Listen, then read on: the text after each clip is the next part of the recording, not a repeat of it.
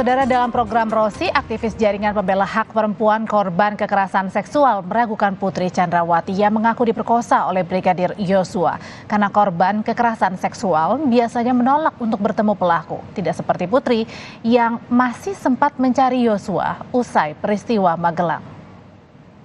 Jangankan untuk ketemu sama pelakunya ya, tapi menceritakan situasinya aja tuh masih menggigil ya. Masih patah-patah gitu. Bayangkan kita tuh menolak untuk penyidik mengkonfrontasi korban sama pelaku ya. Kan selalu seperti itu, gelar perkara, datangkan korban, dikonfrontir seperti itu selalu kita tolak. Kenapa? Karena traumanya supaya tidak lagi terjadi reviktimisasi. Karena si korban itu ngelihat pelakunya saja pasti sudah jijik, itu kan kita selalu kan menolak konfrontir antara pelaku korban yang biasa dilakukan oleh penyidik. Nah, ini inisiatif korbannya sendiri untuk ketemu. Untuk apa? Sementara ini dia ngakunya dia kan bukan kekerasan psikis loh. Dia ngakunya tuh persetubuhan, perkosaan. Perkosaan jelas unsurnya itu kan adanya ancaman kekerasan, adanya penggunaan kekerasan, lalu persetubuhan. Itu nggak relevan dengan kalau buktinya hanya dari hasil psikologi forensik. Kenapa tidak relevan? Ya kalau persetubuhan itu harus dibuktikan bahwa memang ada upaya penetrasi penis ke vagina ya secara paksa. Dan itu biasanya kalau di dalam kasus-kasus kekerasan seksual itu ada dengan visum et repertum, itu yang paling mengena untuk alat buktinya, bukan dengan alat bukti yang lain-lainnya. Itu dulu yang paling harus dibuktikan. Dan ahli hukum pidana menilai hakim ingin menggali motif selain pelecehan seksual dalam pembunuhan berencana Yosua karena tidak ada bukti yang kuat. Karena itu hakim mencurigai kebenaran motif pelecehan ini. Ingin melihat sebenarnya ini murni nggak pelecehan seksual seperti yang diungkapkan oleh penasihat hukumnya, atau ada motif lain dibalik dari selain pelecehan seksual tetapi diarahkan ke pelecehan seksual, karena jelas pada saat itu bukti hanya mereka berdua dan tidak ada bukti yang lain. Kuat Ma'ruf bahkan Susi juga nggak mengatakan hal itu, begitu loh. Nah, jadi kecurigaan daripada hakim untuk pelecehan seksual ini tinggi. Pertanyaan tentang ada tidaknya pelecehan seksual terhadap Putri Chandrawati, istri Sambo, masih digali hakim di persidangan. Kita bahas dari sisi gestur dan hukum pidana bersama Monica Kumalasari, pakar gestur dan mikroekspresi, dan ada Christine Susanti, pakar hukum pidana dari Universitas Pelita Harapan. Selamat petang, ibu-ibu. Halo, selamat petang, Mbak. Saya ke Bu Monica dulu. Bu Monica, gestur PC yang menangis, tertahan saat di sidang saat bercerita dan mengklaim ia dilecehkan Yosua, yang bisa dibaca Anda ini semakin menguatkan betul ada pelecehan di Magelang. Ya, jadi kalau pelecehan itu untuk hal-hal yang bersifat traumatis, ketika seseorang merasakan ya atau memiliki pengalaman yang traumatis, maka ekspresi-ekspresi juga akan muncul. Ya, pada saat diakses kembali untuk peristiwa tersebut, maka yang terlihat pada Ibu Putri ini tidak ada perubahan gestur ya, mulai dari awal sampai dengan selama persidangan ini ya. Artinya tidak melibatkan faktor-faktor emosi yang terlihat baik melalui mikroekspresi, melalui gestur dan bahkan melalui suaranya juga. Ya. Bukannya ada perubahan ketika menceritakan pelecehan itu? Ya. Ketika menceritakan mengenai pelecehan seksual ya, nah detail mengenai pelecehan seksual itu adalah kalau memori ya, kalau tipe memori itu adalah yang disebut dengan episodic memory ya, tetapi yang diceritakan justru bukan mengenai detail episodiknya, tapi dia justru malah keluar dari episodiknya dan mengatakan bahwa hal tersebut adalah merupakan trauma. Dan ketika seseorang trauma itu tidak dalam kendali atau kontrol untuk mengatakan karena Anda tidak tahu bagaimana rasanya orang mengalami hal yang traumatik gitu ya. Jadi harusnya responnya adalah melalui bahasa nonverbal dan bukan melalui bahasa verbal seperti yang Putri sampaikan ya di persidangan. Apakah ini mengindikasikan dari Bu Monica lihat bahwa Putri ini ingin menggiring bahwa dia mengalami trauma itu tapi bahkan tidak menceritakan apa sebenarnya detail yang terjadi di sana? Betul. Beliau tidak bisa menceritakan secara detail, bahkan ketika detail diceritakan maka emosinya juga akan keluar. Tetapi yang ada adalah justru keluar daripada detail tersebut dan hanya bersifat disassociate untuk menjelaskan bahwa seseorang yang trauma ya akan mengalami yang seperti ini. beliau bukan menjadi korban ya dari kondisi itu, tetapi justru malah pihak eksternal yang menilai kondisi tersebut. Begitu. Oke, saya ke Bu Christine. Bu Christine, cerita tentang pelecehan seksual ini selalu tanda kutip dijual oleh Putri dan juga Sambo. Gimana caranya hakim bisa membuktikan padahal hakim sendiri ini meragukan kesaksian dari pelecehan ini? Ya, begini.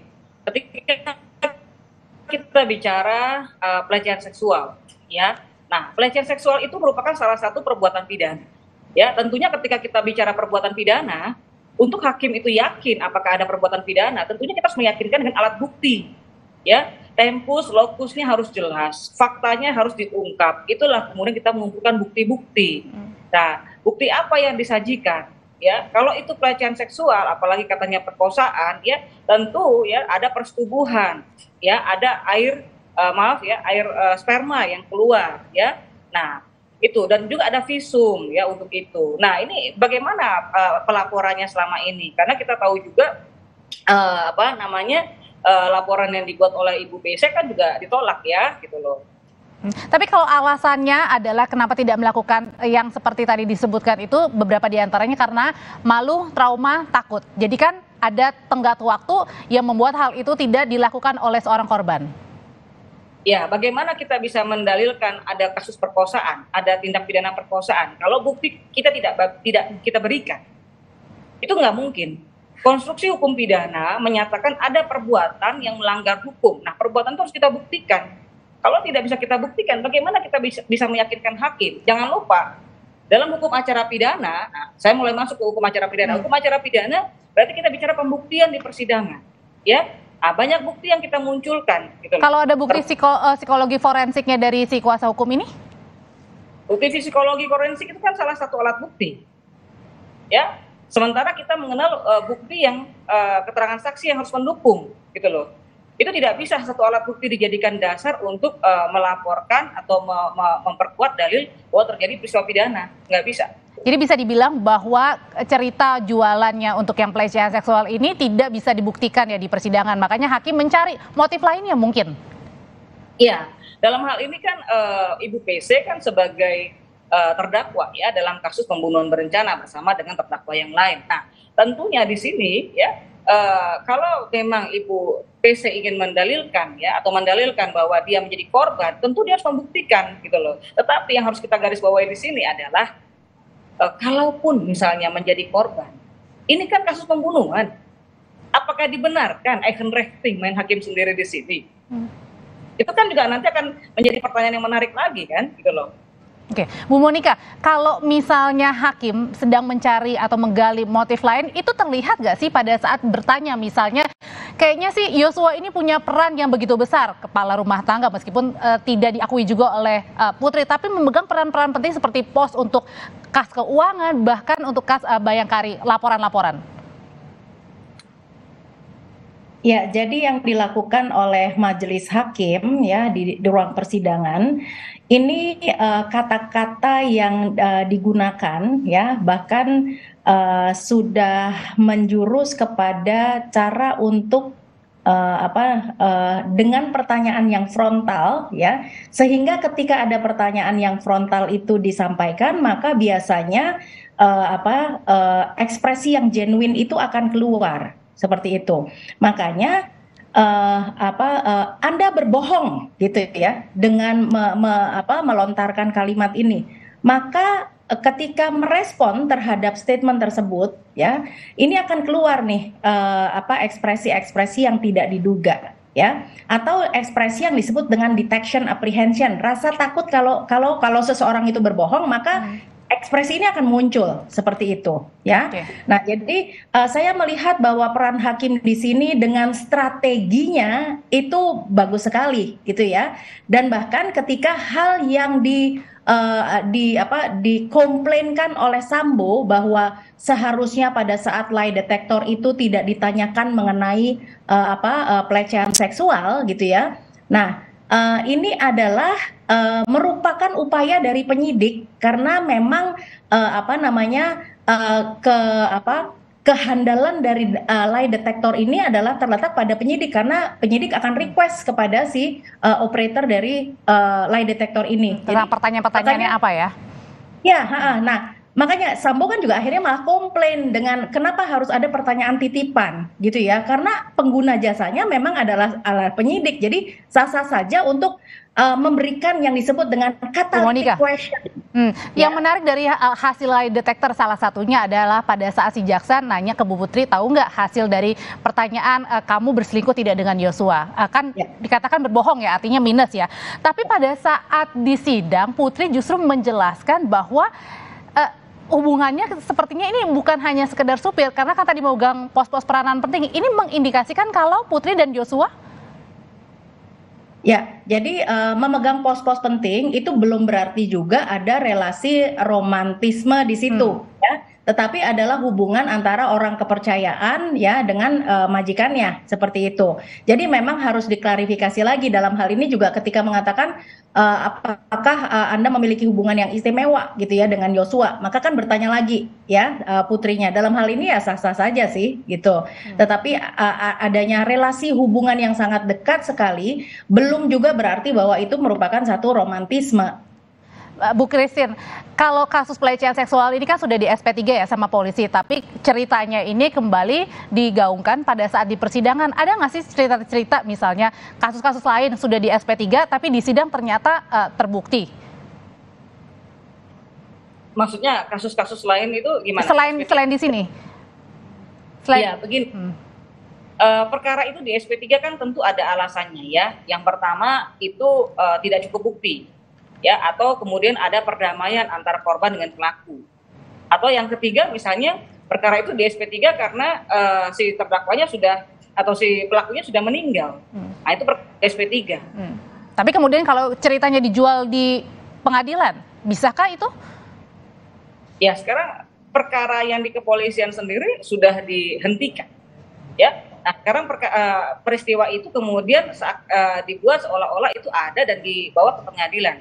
Ya, kalau itu benar ada, inilah saya katakan tadi, tugas dari kuasa hukum dari Ibu PC adalah untuk membuktikan bahwa memang yang didalilkan itu ada, terlepas dari itu hal yang sensitif dan segala macam. Ya, karena begini ya, itu harus dibuktikan. Bagaimana kita bisa, hakim bisa mengadili perkara, bisa menerima dalil kalau kita tidak membuktikan. Anda sudah lama bergelut di bidang hukum, tapi adakah cerita yang hampir-hampir sama mungkin ya pada saat di luar SP3 tapi kemudian di pengadilan, tapi kasus lain Bu Christine itu kemudian ternyata bisa terbukti gitu, atau justru ini baru pertama kali nih ada seperti ini? Ya, untuk perkara ini ya baru ini gitu loh. Artinya adalah di sini ingin kembali menekankan bahwa kasus pelecehan seksual yang kira-kira menjadi yang diutamakan begini, yang dialami oleh Putri sehingga melakukan pembunuhan berencana ini gini. Ya, seakan-akan kan pembunuhan berencana itu dilatar belakangin oleh motif bahwa si korban ini melakukan pelecehan seksual. Ya, emosi dari pelaku kemudian memberikan perintah atau seperti apa sampai terjadi pembunuhan. Pidana itu kan bicara mens rea dan actus reus ya. Nah, mens rea itu adalah niat dari pelaku untuk melakukan. Kenapa? Motifnya apa? Actus reus adalah tindakan. Nah, ini harus ada bukti, harus ada benang merah yang jelas yang menghubungkan. Bu Monika, jadi kalau misalnya yang Anda lihat selama di persidangan kan ini untuk pertama kali ya Putri diberikan keleluasan untuk bersaksi banyak, bercerita banyak. Jadi kalau Anda melihatnya hanya dari ekspresi dan perkataan, betulkah ia dilecehkan atau korban pelecehan seksual? Ya, jadi sebelum kita mengamati ekspresinya juga ya, sambil mengamati ekspresi itu ada teknik yang powerful sekali digunakan. Apakah kita akan melanjutkan analisa ini atau tidak? Antara lain teknik yang disebut dengan CBCA ya. Ini adalah teknik untuk melihat konten dari percakapan tersebut gitu ya. Yang pertama adalah masuk akal atau tidak gitu ya. Nah, seperti publik mengatakan it's common bahwa ini tidak masuk akal, untuk publik aja nggak masuk akal ya. Terus kemudian juga kita lihat dari detail-detail ketika beliau mengatakan ada pelecehan seksual ya, tetapi detailnya itu tidak cukup rich, justru malah detail yang harusnya diceritakan justru beliau malah skip atau mengatakan lupa, tidak tahu, trauma gitu ya, karena memang berbohong itu berat gitu ya. Ini saya makanya tidak menyentuh ke substansi yang hal-hal tadi private atau yang kejadian sebenarnya pada saat itu yang dialami sebagai korban misalnya gitu ya Bu.